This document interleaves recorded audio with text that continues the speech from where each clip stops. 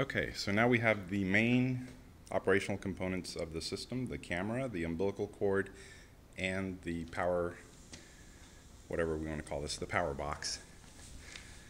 Okay, so to begin the connection of the components, make sure that the power switch is off. That is, it is pointing away, pointing away from the back of the case towards the operator. The batteries are connected, as you can see here. And we're ready to go. The umbilical cord will work on either end, so it doesn't matter which one goes to which side. It is keyed so that it will only go in a certain position, and then you have to screw it in until it clicks. Once it clicks, it should be securely fastened and won't come loose. So now we'll connect the other end to the camera.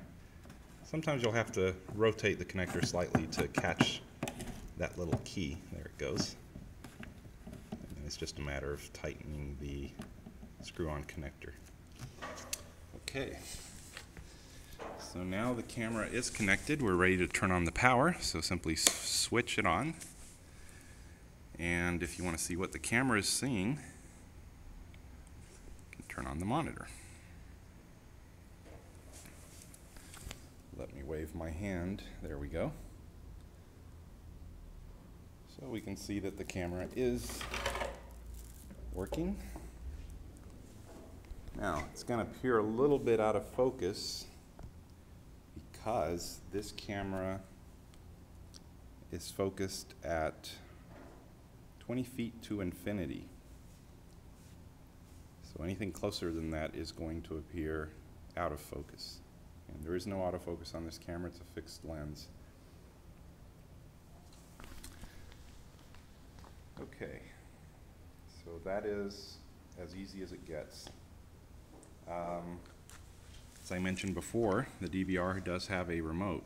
Now, when you first power up the system, the DVR will be in the off position. However, I have programmed it to begin recording every 2 hours, so it's on a 2-hour recording schedule. That is, every 2 hours it will create a new video. It's actually every 1 hour and 58 minutes because it takes approximately 2 minutes for everything to get set up for the next recording session. So in order to maintain the schedule, I left out that last 2 minutes. So once you power on the system, once the DVR detects that it should be in the middle of a recording, it will power itself on and begin recording, which we can see that it's already done. It's already 42 seconds into the recording schedule.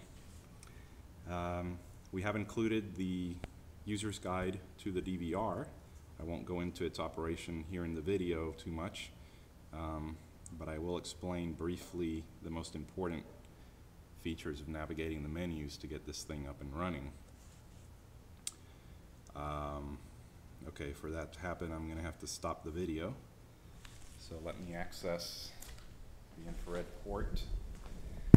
That's this little hole right here next to the umbilical cord. You just need to aim your remote at that and hit OK. And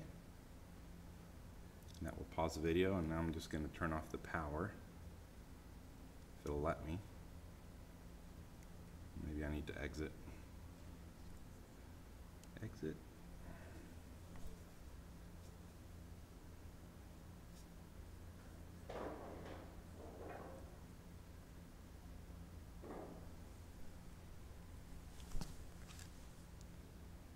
Menu.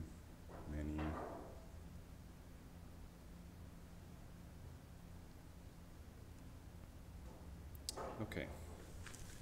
Now we've exited recording mode, and we are at the main screen. I'm going to briefly turn off the camera so we can simulate a full power-up cycle. Okay, when the DVR is off, you will still see the camera video. There's my hand. So, if you hit this power button, it's the little 01 next to the TV, hit that guy, and now you'll see the main menu for the DVR. Then if you hit down arrow twice, you'll be at this, oh, it's trying to go into network mode. Cancel that. So let's move down, Files, Recorder. So this recorder icon is where we will set up our recording. So press OK. And there are 3 tabs in this screen. The first one is a TV program guide, which we don't use in this function of the DVR since we don't have TV programming. So you want to hit the tab button, and that's next to this mute button. The tab button is this one right here.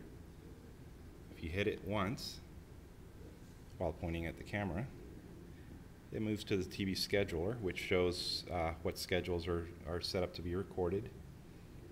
And then you can move from there to the live video recorder, where you can simply press OK and start recording on the fly. The default recording time, I believe, is 9 hours and 59 minutes. So if you do a recording in this mode, that's what you'll get, up to 10 hours of recording in one shot. So let's go back to the TV schedule screen. And now if we wanted to add a new schedule, we would hit the M key. It's just down and to the right of the OK button.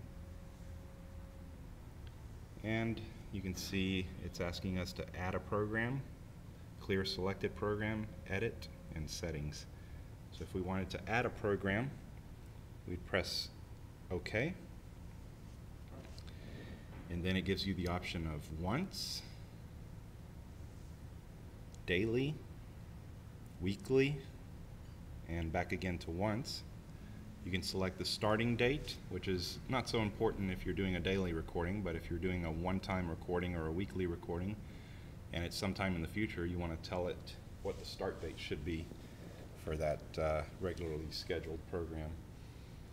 So in the case of the BatCam, I have set up 12 recording schedules, starting at 12 midnight and progressing all the way until 12 midnight the next morning. So unless your needs are different than that, I recommend that you just leave it at that. Otherwise, you can explore the DVR user's manual and set up your own recording schedules. Alright, so now I'm going to cycle power on this guy and see if it comes back up in recording mode.